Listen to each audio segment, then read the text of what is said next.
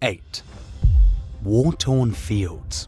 A wheat field in Berdichev, about 150 kilometers southwest of Kyiv, is a peaceful haven full of cow pastures and fruit fields. But 80 years ago during World War II, these fields were a scene full of gore and fire. In July 1941, the Soviet Army's 44th Armored Division stormed through the area. Wave after wave, German machine guns and mortars shot at them. These suicide assaults were meant to push back the Warmek's 11th Panzer Division, which tried to capture nearby settlements. Through the mayhem of thousands of bodies, only a few made it close to Nazi lines. Nowadays, an archaeologist named Alexander Afansiev travels the fields with a metal detector. The soil is still littered with old shell fragments, cartridges, bayonet pieces, and even old grenades. These remnants of battle, as well as the bones of soldiers, can be found everywhere. The findings give a grim picture of the 1941 events. All of the infantrymen dispatched to attack the Nazi lines were doomed. Many of them were dead before firing a single shot. Some died while carrying grenade clusters, trying to throw them into enemy foxholes. Many injured, afraid, or shell-shocked troops attempted to flee and tumbled into impact craters. Afansiev and his comrades sometimes come across skeletons with pistol bullet holes. Germans would often wander the charred battlefield, finishing off the wounded with 2 gunshots from their Lugers. Many of the bodies carry personal belongings that hint at the life these soldiers once had.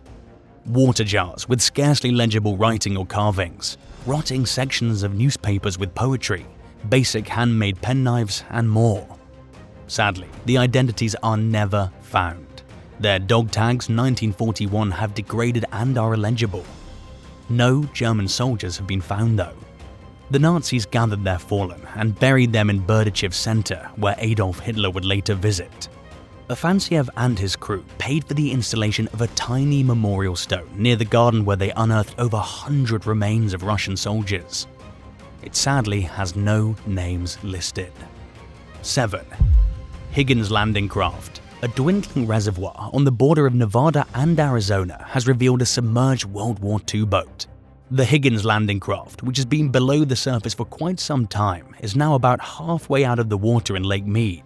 According to Las Vegas Scuba, it was used to survey the Colorado River decades ago, then sold to the marina before sinking. Around 1,500 similar Higgins boats were deployed to Normandy on June 6, 1944, otherwise known as D-Day, thanks to the production of several thousand landing craft made by Higgins Industries in New Orleans between 1942 and 1945. This boat is the latest in a sequence of discoveries made possible by falling water levels in Lake Mead, the biggest man-made reservoir in the US, kept back by the Hoover Dam. 2 sets of human remains were even discovered this past May. According to experts, climate change and dryness have caused the surface to plummet more than 170 feet since 1983. As far as the Higgins boat is concerned, they altered the course of the war. Initially, ships had to assault ports directly, which were often heavily guarded.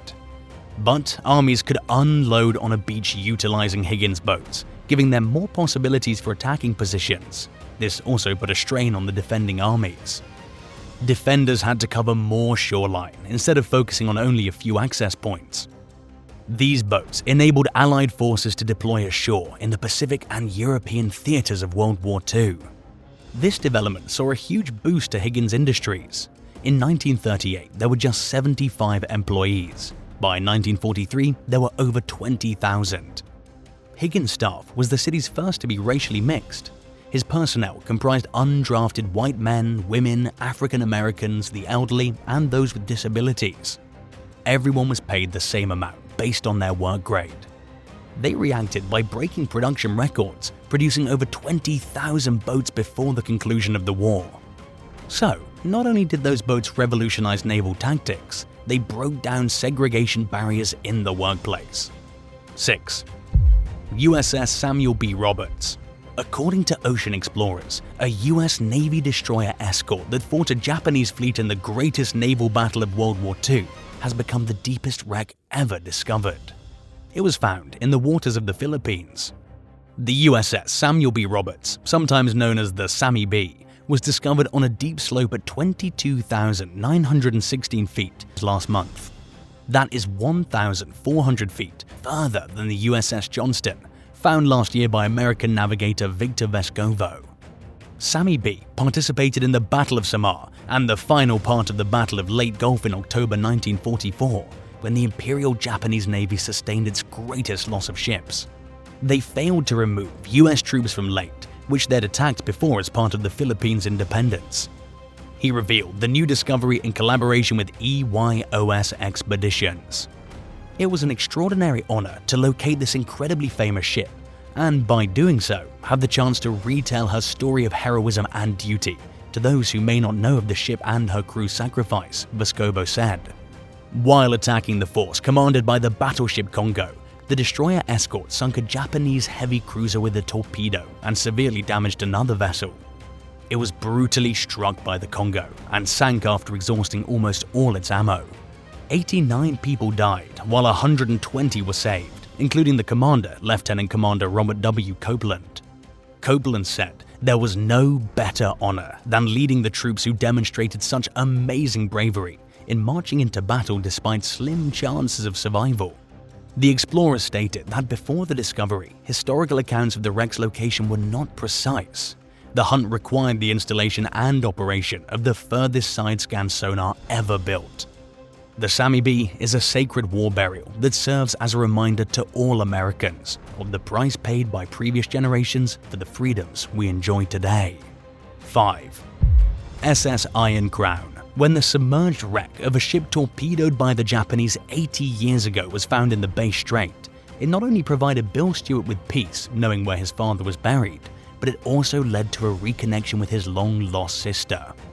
Mr. Stewart and Beryl Johnson lost their father when the SS Iron Crown was attacked about 62 miles off Victoria's south coast in June 1942. Frank Stewart was one of the 38 individuals killed in the wreck. Bill and his sister were transferred to an orphanage when their dad was at sea because their mother had died in the years before. Bill, now 91, still becomes distressed when he remembers being forced to say goodbye to his sister. Mr. Stewart eventually moved to Sydney, but Beryl stayed in Adelaide. Despite this, neither sibling lost faith that they would be reunited. The two of us were looking for each other, but got no support from the orphanage, Mr. Stewart explained.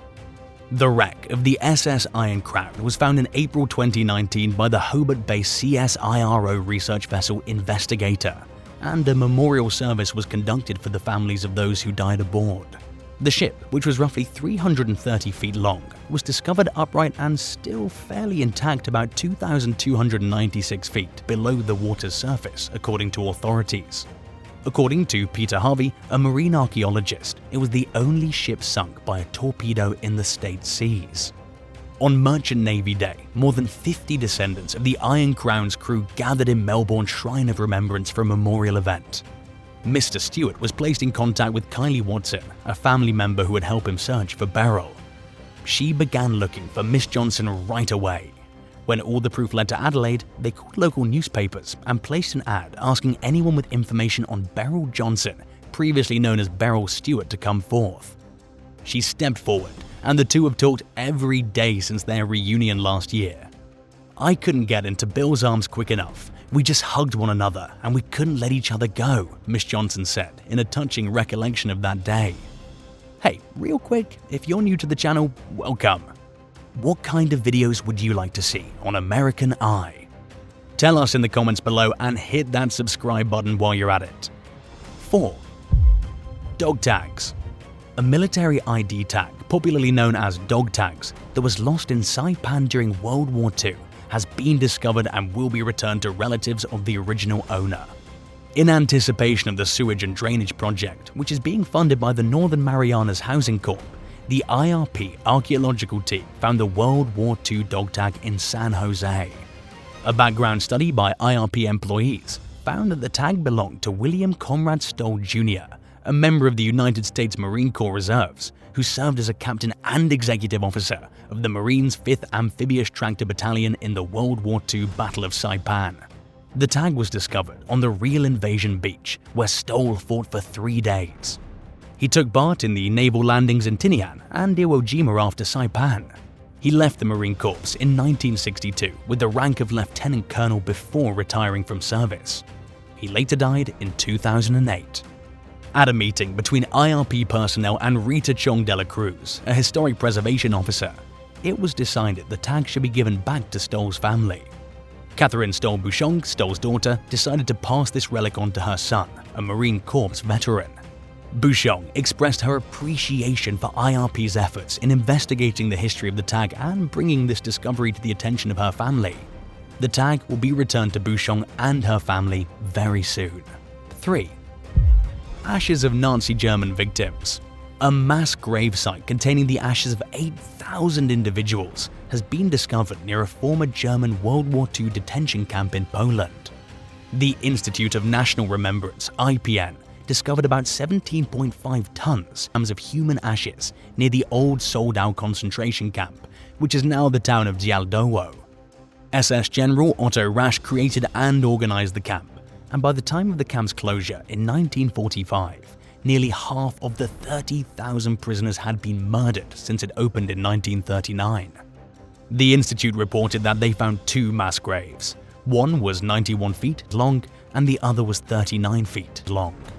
The Soldau, as it was known by the Germans, was first used to house people who'd been forcibly removed from their homes by Nazis in an effort to ethnically purge the Polish East Prussian region of non-Germans. But Soldau was later established as a forced labor camp in an old Polish army barracks. But not long after this, it began conducting the early gassing trials on prisoners with mental disorders.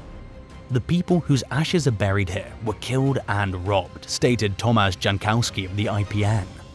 He also said they would try and unveil the identity of as many victims as they could. 2. World War II engine. The engine of a World War II aircraft was discovered underwater off the New Jersey shore earlier this month as a former National Guardsman was fishing for squid. Randy Camp and his captain Jake Wiskett made the discovery when they felt something particularly hefty in their net. The engine was recognized as a Pratt & Whitney 18-cylinder R2800 by William LaSalle, director of the Lower Township Museum. According to LaSalle, the engine might have been used in a number of commercial and military aircraft, like the Northrop P-61 Black Widow fighter or the Douglas DC-6. It was used for freight, military, and wildfire control efforts. LaSalle suggested the engine could have come from a Grumman F-6F Hellcat, a carrier-based fighter aircraft that was used to oppose Japan's Mitsubishi A6M0 during the Pacific War. The engine had been buried in the Atlantic Ocean for close to 70 years. During World War II, the US Navy kept some administrative headquarters at the former Cape May Hotel, making it a key stronghold. Because the region was threatened by German subs, a heavy military presence was necessary, which largely replaced the tourism business until the Navy's full evacuation in 1946. To this day, it's fairly common to come across bombs in the region, some of which have exploded while others have been donated to the Naval Air Station Wildwood Aviation Museum. The airplane's engine will likely need to be cleaned and aired out before being shown at the museum, with a plaque commemorating Camp's incredible finding. 1. Nazi gold. According to World War II treasure hunters, 4 tons of Nazi gold has been discovered on the grounds of a deserted mansion in southern Poland. The Silesian Bridge Foundation reported it found a buried canister while using georadar after determining the position with the help of an old SS journal. The circular metal canister, measuring only 4 feet long and 20 inches in diameter, was in the gardens of an 18th century mansion used as a brothel by Hitler's SS agents. When the Foundation learned of the georadar results, the Heritage Preservation Authorities gave permission to conduct a sequence of digging drills to inspect the site. The findings of these tests revealed abnormal interference in the earth. The initial drill produced unusual contortions on one side. They tried again though and got the same results on the opposite side, but the third probe hit an item. According to the Foundation, the canister had gold that was deposited at the Reichsbank in Breslau and taken by SS Commander Heinrich Himmler in the last months of war to support the construction of the Fourth Reich. The information stated this specific deposit was concealed by an SS official named von Stein. The SS wanted to use the money to restore Ukraine's agriculture to feed the new Reich. The Foundation claims to have uncovered the location using secret papers and a treasure map obtained from the ancestors of Waffen SS officers. They supposedly belonged to a secret lodge that dated back 1,000 years. This collection of documents contains an SS officer's wartime journal that reveals 11 places of World War II wealth stashed in the last months of the war. Based on the journal, an incredible amount of wealth, art, jewelry, and sacred artifacts were hidden in safe locations across Lower Silesia to avoid them getting into the hands of the advancing Red Army. The officer, identified as Michaelis in the journal, was reported to be a liaison between top SS officials and local nobles seeking assistance in protecting their property from Soviets.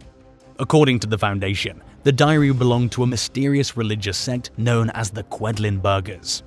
Due to its ties with the first German ruler, Henry the Fowler, who lived in the 10th century, the little German town of Quedlinburg in Lower Saxony was closely connected with Nazi cult worship groups in the 1930s and 40s. According to him, the Quedlinburg group and the Foundation want any uncovered riches to be given to their rightful owners. According to the organization, it's currently awaiting permission to hoist the canister to the surface. They're also waiting on approval from army officials, since the Foundation believes the hiding site was booby-trapped by SS soldiers. Thanks for watching. Which of these discoveries did you like the most? Let us know in the comments down below and be sure to subscribe to see more. See you next time. Bye.